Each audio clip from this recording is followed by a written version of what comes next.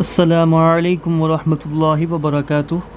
کل ہمارا یونٹ 1 مکمل ہو گیا تھا اور یونٹ 1 سے بہت سارے سوالات جو اہم سوالات ہیں اس کو میں نے آپ کے سامنے رکھا تھا۔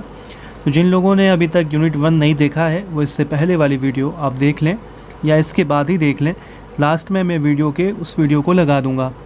اور میں پہلے ہی گزارش کرنا چاہتا ہوں کہ جو لوگ ویڈیو دیکھ رہے ہیں اس ویڈیو کو لائک کرنا نہ بھولیں۔ تو پہلا سوال ہے کہ قصیدہ کس زبان کا لفظ ہے؟ قصیدے سے آج سوال ہے، اور یونٹ 2 میں آپ جانتے ہیں قصیدہ ہے، مثنوی ہے، مرثیہ ہے۔ تو ہم پہلے قصیدے کو دیکھیں گے، پھر مثنوی کو، پھر مرثیے کو دیکھیں گے۔ تو پہلا سوال ہے کہ قصیدہ کس زبان کا لفظ ہے؟ آج صرف قصیدے سے سوال رہے گا۔ تو قصیدہ آپ جانتے ہیں کہ عربی زبان کا لفظ ہے۔ قصیدہ کس زبان کے ذریعے اردو میں آیا؟ تو قصیدہ جو ہے فارسی کے ذریعے اردو میں آیا ہے۔ عربی کے بعد فارسی میں، فارسی کے ذریعے پھر اردو میں آیا ہے۔ قصیدے کے اجزاء ترکیبی کیا ہیں؟ قصیدہ کے اجزاء ترکیبی ہیں تشبیب، گریز، مدح، دعا یا حسن طلب۔ تشبیب، گریز، مدح، دعا یا حسن طلب۔ قصیدہ کی کتنی قسمیں ہیں؟ قصیدہ کی 2 قسمیں ہیں، خطابیہ اور تمہیدیہ۔ اگلا سوال ہے کہ دکن میں باقاعدہ اردو قصیدہ کا پہلا شاعر کسے تسلیم کیا جاتا ہے؟ تو دکن میں باقاعدہ اردو قصیدہ کا پہلا شاعر قلی قطب شاہ کو تسلیم کیا جاتا ہے۔ یہ تمام اہم سوال ہیں، اس کو آپ اپنے ذہن میں رکھیں۔ قلی قطب شاہ کے کلیات میں کل کتنے قصائد ہیں؟ تو قلی قطب شاہ کے کلیات میں جو پہلا صاحب دیوان شاعر قلی قطب شاہ، ان کے دیوان میں ٹوٹل 12 قصائد ہیں، اس میں 6 مکمل ہے اور 6 نامکمل ہے۔ علی عادل شاہ کے دیوان میں کتنے قصیدے ملتے ہیں؟ تو علی عادل شاہ کے دیوان میں 6 قصیدے ملتے ہیں۔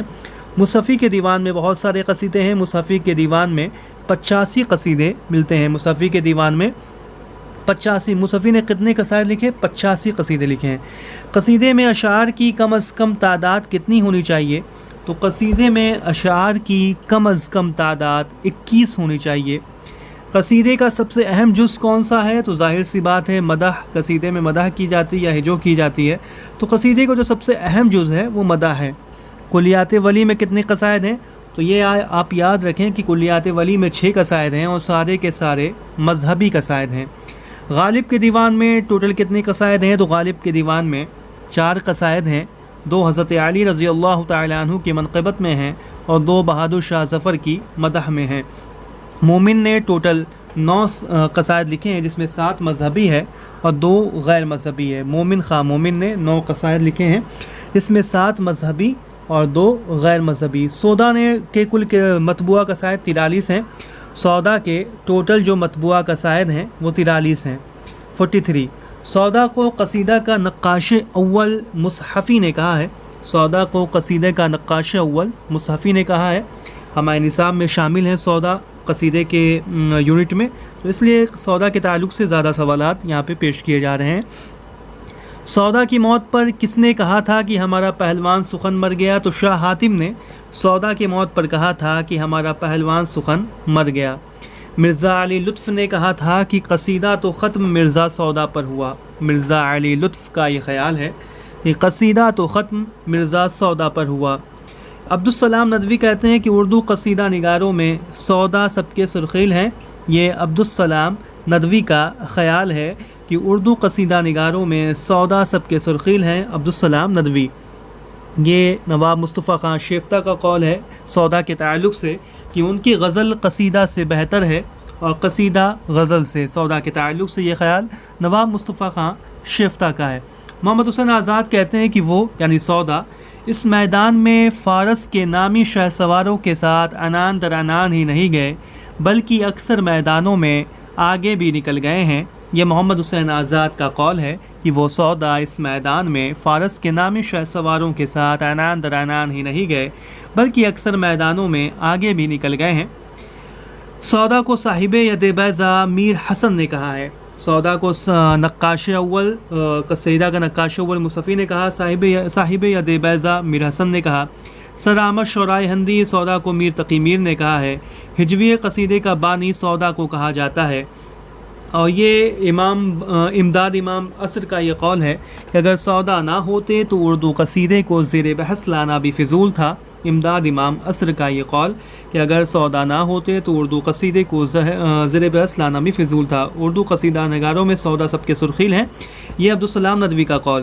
سودا کو زبان کا حاکم اور ہجو کا بادشاہ مصحفی نے کہا ہے، مصحفی نے سودا کو زبان کا حاکم، ہجو کا بادشاہ، قصیدے کا نقاش اول، یہ تمام جو ہے مصحفی نے سودا کو کہا ہے۔ صاحب ادب بیضا میر حسن نے کہا، سرامہ شعرائے ہندی میر تقی میر نے کہا، پہلوان سخن شاہ حاتم نے کہا، زبان کا حاکم مصحفی نے کہا، اور ہجو کا بادشاہ بھی مصحفی نے کہا۔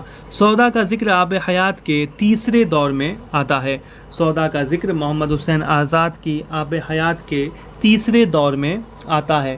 سودا نے اردو میں شعر کہنا کس کے مشورے پر شروع کیا؟ تو مرزا محمد رفیع سودا نے خان آرزو کے کہنے پر اردو میں شعر کہنا شروع کیا تھا۔ اب رام بابو سکسینہ کا یہ قول ہے، اس کو آپ دیکھ لیں کہ ان کے یعنی سودا کے اردو قصائد بڑے بڑے فارسی استادوں کے قصائد کے ٹکر کے ہیں، بعض تو عرفی اور خاقانی کے مارکۃ الآراء قصیدوں کو بلا دیتے ہیں۔ یہ قول رام بابو سکسینہ کا ہے، رام بابو سکسینہ کا یہ قول کہ ان کے اردو قصائد بڑے بڑے فارسی استادوں کے قصائد کے ٹکر کے ہیں، بعض تو عرفی اور خاقانی کے مارکۃ الآراء قصیدوں کو بلا دیتے ہیں۔ یہ احتشام حسین کا قول ہے ان کے تعلق سے کہ قصیدہ لکھتے وقت ان کے قلم سے گلباری ہوتی تھی تو ہجو کرتے وقت ان کی نظموں سے آگ کی لپٹن نکلنے لگتی تھی۔ سودا کے بارے میں یہ احتشام حسین کا قول ہے۔ احتشام حسین سودا کے تعلق سے سوالات آ رہے ہیں، آپ جانتے ہیں کہ نصاب میں یہ شامل ہیں۔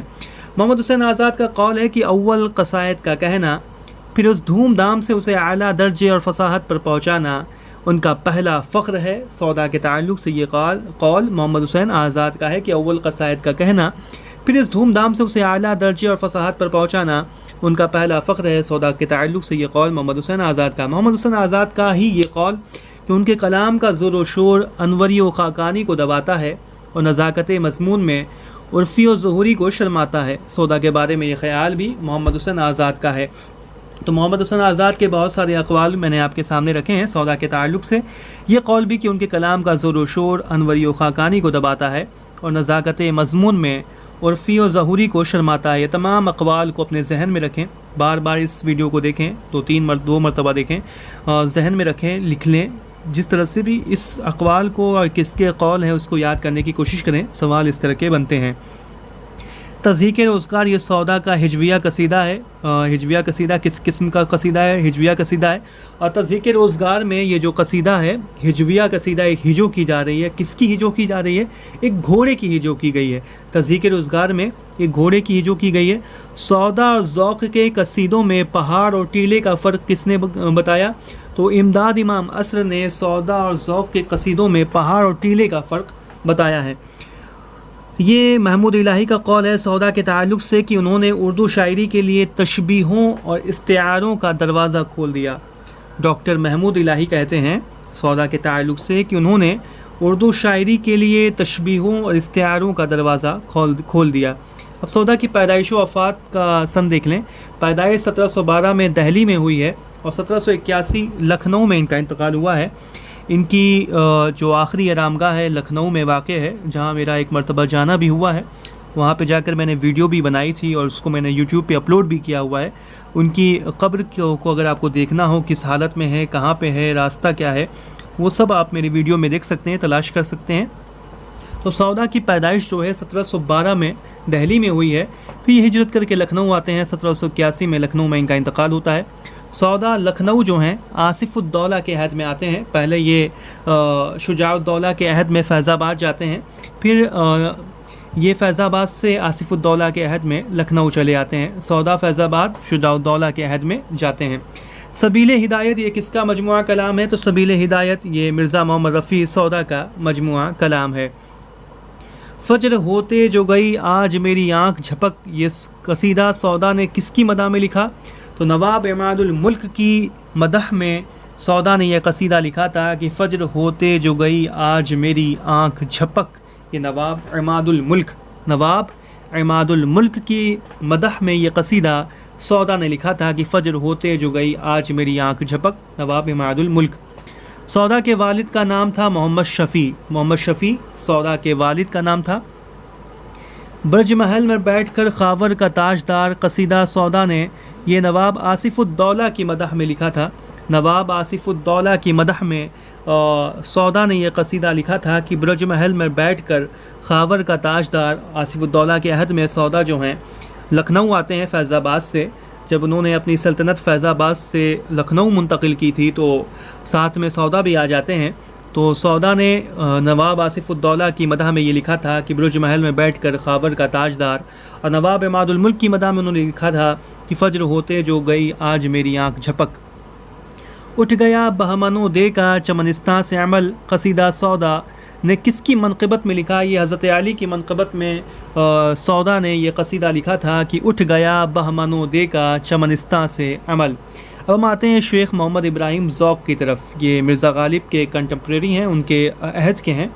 तो शेख मोहम्मद इब्राहिम ज़ौक़ की पैदाइश 1789 में दहली में हुई और 1854 में ये दहली में ही इनकी वफ़ात भी हुई है। 1789 में दहली में पैदा हुए, 1854 में दहली का इनमें इनका इंतकाल हुआ। वालिद का नाम इनका शेख मोहम्मद रमज़ान था। ज़ौक़ के वालिद का नाम शेख मोहम्मद रमज़ान था। ज़ौक़ की मुआसिराना चश्मक जो है गालिब से थी। किसके एक कसीदा के आखिर में बार बार गौहर आता है? तो ज़ौक़ का एक कसीदा है जिसके आखिर में बार बार गौहर आता है। अगर गौहर आता है, पूछा जाता है कि ये कसीदा किसका है, अगर लास्ट में उसकी गौहर आता है तो आप समझ जाएं कि ये ज़ौक़ का कसीदा है। ज़ौक़ को खाकानी हिंद का खिताब अब अकबर शाह सानी ने दिया था। शेख मोहम्मद इब्राहिम ज़ौक़ को खाकानी हिंद का खिताब मिला था और ये अकबर शाह सानी ने दिया था। ज़ौक़ को अपनी सल्तनत का मलकुश-शुरा जो है बहादुर शाह ज़फ़र ने मुक़र्रर किया था। अकबर शाह सानी ने खाकानी हिंद का खिताब दिया और मलकुश-शुरा मुक़र्रर किया था बहादुर शाह ज़फ़र ने। किसने अपने क़साइद में सबसे ज़्यादा फ़नून लतीफ़ा का इस्तेमाल किया है? तो शेख मोहम्मद इब्राहिम ज़ौक़ ने ही अपने क़साइद में सबसे ज़्यादा फ़नून लतीफ़ा का इस्तेमाल किया है। ज़ौक़ को हैदराबाद आने की दावत किसने दी थी? तो हैदराबाद के महाराजा चंदूलाल शादा ने ज़ौक़ को हैदराबाद आने की दावत दी थी। हालांकि ज़ौक़ हैदराबाद नहीं गए। ज़ौक़ को हैदराबाद आने की दावत चंदूलाल शादा ने दी थी। ज़ौक़ ने बहादुर शाह ज़फ़र और अकबर शाह सानी के अलावा एक और कसीदा लिखा है। वो किसकी मदह में लिखा है? तो सैयद आशिक निहाल चिश्ती की मदह में ज़ौक़ ने कसीदा लिखा है। ज़ौक़ ने तमाम कसीदे जो लिखे हैं वो या तो बहादुर शाह ज़फ़र की मदह में लिखे हैं या अकबर शाह सानी की मदह में लिखे हैं। अकबर शाह सानी ने इन्हें खाकानी हिंद का खिताब दिया था और बहादुर शाह ज़फ़र ने इन्हें मलकुश-शुरा मुक़र्रर किया था। इसके अलावा उन्होंने एक और मदह लिखा है, वो सैयद आशिक निहाल चिश्ती की मदह में लिखा है। ज़ौक़ ने बहादुर शाह ज़फ़र के सेहत याब होने पर उनकी खिदमत में कौन सा कसीदा पेश किया? तो उनकी ये जो हमारे निसाब में शामिल भी है, नेट के निसाब में बहुत सारी जगह MA BA में भी शामिल है कि ज़हे निशात अगर कीजिए इसे तहरीर, ज़हे निशात अगर कीजिए इसे तहरीर, ये ज़ौक़ का कसीदा है जो उन्होंने बहादुर शाह ज़फ़र के सेहत याब होने पर पेश किया था। बहादुर शाह ज़फ़र की तख्त नशीनी पर भी शेख मोहम्मद इब्राहिम ज़ौक़ ने कसीदा लिखा था। वो कसीदा था पीरी में पुरज़रर है जामे शराब नाब। बहादुर शाह ज़फ़र की तख्त नशीनी पर ज़ौक़ ने यह कसीदा पेश किया था। ज़ौक़ को उर्दू नज़्म का ख़ातिम किसने करार दिया है? तो ज़ौक़ को उर्दू नज़्म का ख़ातिम मोहम्मद हुसैन आज़ाद ने करार दिया है। तो हमारे निसाब में दो लोग शामिल हैं, सौदा और ज़ौक़। सौदा के बारे में बहुत सारे सवालात मैंने आपके सामने रख दिए हैं। ज़ौक़ के बारे में ये सवालात चल रहे हैं और ज़ौक़ के देखिए कि हमने बहुत सारे सवालात उनके बारे में भी आपके सामने रख दिए हैं। ज़ौक़ को उर्दू नज़्म का ख़ातिम मोहम्मद हुसैन आज़ाद ने करार दिया था। ज़ौक़ ने कितने क़साइद लिखे हैं? तो ज़ौक़ ने 30 क़साइद लिखे हैं। जैसा कि मैंने बताया कि मिर्ज़ा मोहम्मद रफ़ी सौदा ने टोटल 43 उनके मतबूआ क़साइद हैं और ज़ौक़ के 30 क़साइद लिखे हैं। ज़ौक़ ने 30 क़साइद लिखे हैं। अब ये कौल देखिए मोहम्मद हुसैन आज़ाद का है। ज़ौक़ के ताल्लुक़ से इसको अपने जहन में रखें। रंग सावला चेचक के दाग बहुत थे, कहते थे कि 9 दफ़ा चेचक निकली। ज़ौक़ के ताल्लुक़ से ये कौल मोहम्मद हुसैन आज़ाद का है। मोहम्मद हुसैन आज़ाद ज़ौक़ के शागिर्द हैं और मोहम्मद हुसैन आज़ाद ने अपने उस्ताद शेख मोहम्मद इब्राहिम ज़ौक़ को उर्दू नज़्म का ख़ातिम करार दिया है। ज़ौक़ के दीवान को ये मोहम्मद हुसैन आज़ाद ने ही मुरतब किया है, उनके शागिर्द ने। اب یہ قول دیکھیے آتا ہے کہ مومن اپنے قصیدوں میں مواد اور حیت کو ہم آہنگ کرتے ہوئے نظر آتے ہیں. یہ عبادت بریلوی کا قول ہے کہ مومن اپنے قصیدوں میں مواد اور حیت کو ہم آہنگ کرتے ہوئے نظر آتے ہیں. عبادت بریلوی کا یہ قول. تو مرثیے قصیدے کے تعلق سے یہ تمام اہم سوالات تھے جو میں نے آپ کے سامنے رکھے ہیں. امید کرتا ہوں کہ آپ کے لیے فائدہ مند ثابت ہوئے ہوں گے. ویڈیو کو لائک کرنا نہ بھولیں. چینل کو اگر آپ نے ابھی تک سبسکرائب نہیں کیا تو سبسکرائب کر لیں. اپنے دوستوں میں اس ویڈیو کو شیئر کریں جو UGC نیٹ JRF کی یا کسی بھی طرح کے اردو کے کمپٹیشن کی تیاری کر رہا ہے. اس کے بعد ہم مثنوی کے تعلق سے آپ کے سامنے کل ویڈیو رکھیں گے. اس کے بعد اگلے جو دن ہوگا اس دن آپ کے سامنے مرثیے کے تعلق سے ویڈیو رکھیں گے. پھر یونٹ 3 کی طرف چلیں گے. السلام علیکم ورحمۃ اللہ وبرکاتہ.